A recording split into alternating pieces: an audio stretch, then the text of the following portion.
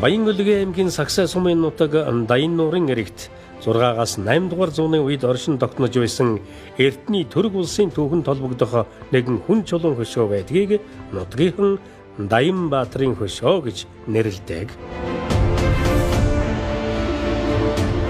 За энэ бол нэлээд нарийн хэстэй хүн чулуундаа тооцогдсон нүүр амны хэлбэр хүн дүрсэлж байгаа энэ хэлбэр эмэг чихний хэлбэр эдэр бол маш нарийн хэстэй ийм чулуун дурсгал байж байгаа. Нийт хүн чулуунд ерөнхийдөө давтагддаг энэ зураглал бол энэ байхгүй. За мөн одоо ингэрийн зүйлт нь бол маш ховор тийм олон тохиолддог одоо зүйлт дурсгалын хэлбэр биш учраас хийцээрээ бол бас судлаачдын анхаарлыг татж байгаа.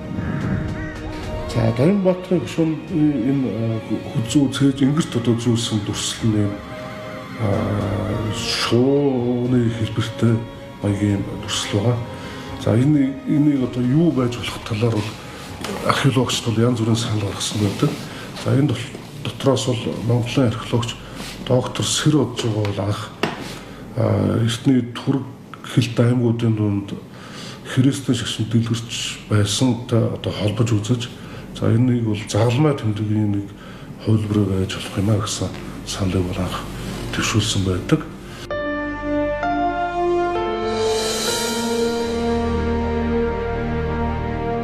За зарим нь мөн одоо шууг дүрссэн байдаг. Энд одоо бүргэд юм уу хүчрхэг юм байдлыг илтгэсэн энэ шууг дүрсэлсэн загалмай бол нэлээд болцсон байх юм а.